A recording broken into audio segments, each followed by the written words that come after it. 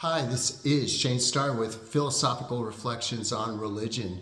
Today we're talking about existentialism, and in my introduction video yesterday, I asked the question, is existentialism incompatible with Christianity? I think most people on the face of it would say yes, because not only are many of the most famous existentialist atheists, which we would start with Nietzsche, Jean-Paul Sartre, many would argue Heidegger. I wouldn't, but others would. And people would look at Kierkegaard as sort of like an outlier, so he kind of doesn't count, even though he's called the father of existentialism. So also, what comes to mind is the central feature or defining axiom of existentialism, and that is existence precedes essence. So to unpack that a little bit,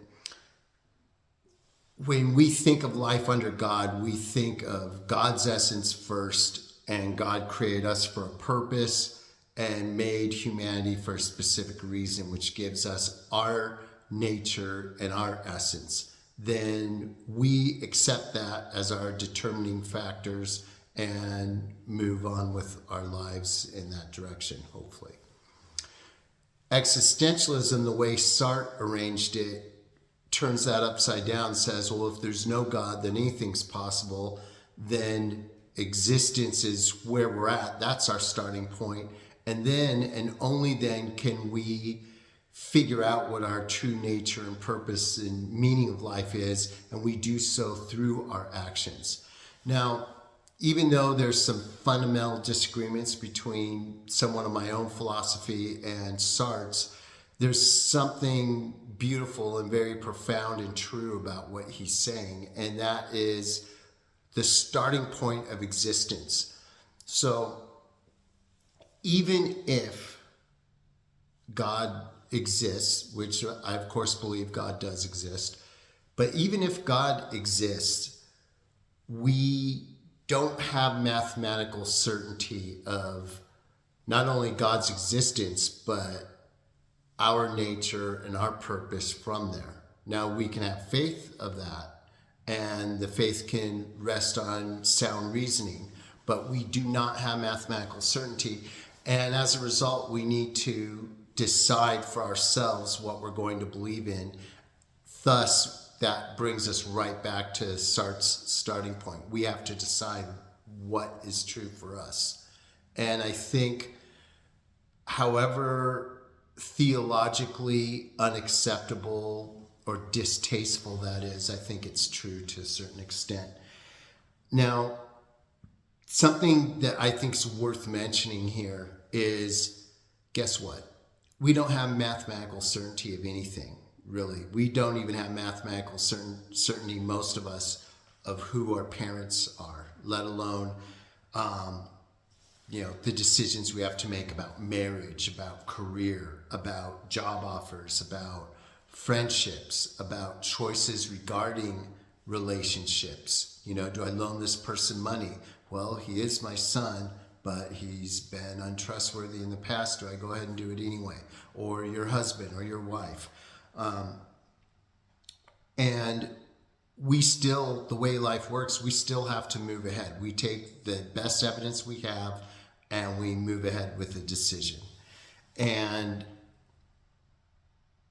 so what I want to really say here is not just religious faith, but faith in any action, whatever it is and whatever it involves, unless you're talking about elementary mathematics, it's not going to involve certainty. Nothing in life is certain. They say except for death and taxes, right? Even that can be questionable, at least in some arenas. So faith isn't certainty, it's rather action based on certainty. Now, Sartre used the term faith to talk about what he calls bad faith. And it's something that all of us have partaken in at some point in our lives. Bad faith is when we try to hide behind some reasoning that prevents us from being free and thus responsible for our actions. So a central tenet of existentialism is, hey, you're free, you decide who you are and what you want to be. And part of this is that you are responsible for your actions. But a lot of us try to hide behind certain fake reasoning to sort of shrink from that responsibility. Sartre calls this acting in bad faith. So an example of this is, well, I can't change religions because this is what I grew up in. My mom would be upset. It's like, guess what? People upset their parents all the time. If this is what you believe in, you need to switch. Or I can't switch jobs because of this or that. I remember when I had a really good situation at USC, the University of Southern California. I was an athletic tutor and knew a lot of the football players and basketball players who later went on to become famous. If I mentioned them here, you would know who they are. I had professors who adored me, wanted me to stay for my doctorate, and I had this idea in my head that unless I went to an Ivy League school, I wouldn't have a job. So it's like, sorry guys, but I have to go to Harvard or Yale or Princeton. That's the only choices. Otherwise, I can't work. It's like I built this fake certainty up in my head, which Sartre would say was in bad faith. There's plenty of people with no degrees who make more money than I make, let alone an Ivy League degree. So I left a good situation for what I thought was a better situation, aided by my own false reasoning. And, the results are what they are. Could it have turned out better if I would have stayed? I'll never know. Maybe, sometimes I think so. Would it have been a mistake not to go? I'll never know. More on that point later. But I think, again, to use an example in my own life, also bad faith is making a decision and then not living by it. So I think a lot of us do this. It's embarrassing to say all my worst mistakes, my moral failings, every bad thing I have ever done, I did so while being a self-professed Christian. And again, that's hurtful and embarrassing, and I know that I'm living proof that you can believe in something that have intellectual ascension to a certain set of beliefs and not live by it. And, short answer, believing in something and living it are definitely not the same thing. People, and I don't even have to go that deep, most people believe exercise is healthy, but most people don't exercise. Most people have an idea what foods are healthy and not, and they believe that being healthy is preferable to being not healthy, yet the unhealthy food anyway. And as I just explained from my personal history, people believe in God and then act as though God doesn't exist.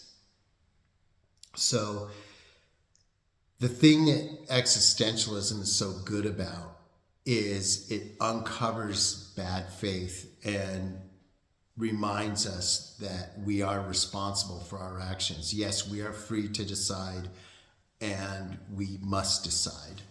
And the decision's only the first part. Acting through with it is the more meaningful side of that. Now, another thing about existentialism, and this has religious consequences, is we will never know, just like my choice about leaving USC for Yale, we'll never know whether that was the right choice or not. We oftentimes have to choose between different people for marriage, different careers, different jobs within a career, different ministries if you're doing that, different job opportunities, different places to live. And many times logic can't choose between these options. You make your list of pros and cons, and it's about the same. The only thing that makes one side lean more than the other is you're weighing a certain factor more than the other, which is subjective, when the whole idea of a pros and cons list is to give you some objectivity. Even that is tainted with freedom, with subjectivity. To illustrate this point, Sartre makes a story about Abraham. And even though we who have faith know that it was God speaking to Abraham, for some reason in his book, Existentialism and Human Emotions, Sartre says an angel. But the point will still work anyway. Sartre says, how does Abraham know that it's really an angel and not his imagination? And that's a haunting question. And it's a real question. And if we're being honest with ourselves and with each other, the truth is we don't know. We don't know. How many times have you prayed, or, I can say for myself, and you think you have an answer, but you're not sure. And many times you can choose wrong, and I think that's why, going back on one of my earlier videos, why spiritual discipline is so important. Think again, what does God say at the Last Judgment? You were bad, get away from me? No, he says, I don't know you. So the key to heaven is to know God. And the key to heaven on earth is to do God's will, which means to know God. And the way to know God is to frequently converse with God. In other words, prayer. The more we speak with God, the more we know God, the better we can recognize God's voice amongst all the other noise in our heads. And ultimately, though, sometimes it'll be tough to choose. And maybe the reason for that is sometimes both choices are equally good or equally bad. And, the thing that's always haunted me is, even if the choice turns out good, maybe the other choice would have turned out even better. Or even if a choice turns out bad, maybe the alternative would have been even worse. So, we'll never know. And that's the terrifying part of life, but it's also part of the beauty of it as well. There's a story that I once heard in church a long time ago. And it's about a person whose house is caught in a flash flood. And the person's going to drown unless they get out of there. So he prays and he thinks he's waiting on God to answer and God's going to save him. Meanwhile, they come in a boat and say, dude, you better get out of your house or you're going to die. And the guy's like, no, I'm praying on the Lord. The Lord's going to save me. They're like, okay, we'll try again if we can. They come back. He's like, come on, God, where are you? I'm waiting for you to answer my prayer. I don't want to die yet, please save me. They come, they're like, hey, this is your last chance, And he's like, nope, go away. God's going to save me. And they're like, okay. Last time they say, this is it. The guy's already up to here in the water. He's going to drown. He's all, nope, I have faith, and they want to save him in spite of it, but the storm's coming. They got to go. The story doesn't end well. He dies. So he gets to heaven and asks God, I prayed, I believed in you. I wanted to get your answer so bad. Why did you let me down? Why didn't you answer me? Why didn't you save me? And God looks at him and just goes, I sent you a helicopter 3 times. You should have got in. And that's the story. And how is that relevant to what we're talking about here? It's that we have to listen closely. We have to take responsibility for our actions. And we will never know for sure what the right action is to take. But to tie this particular story into existentialism, I would say, and to tie it into theology as well as Christians, I would say God oftentimes speaks to us, not just through a voice in our heads, but through circumstances, through various green lights and red lights we encounter in life, and through other people. You know, that's how it works.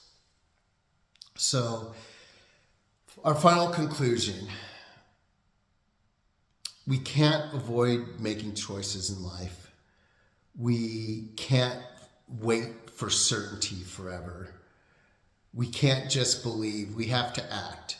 And I think Christianity is not only, let's flip it around.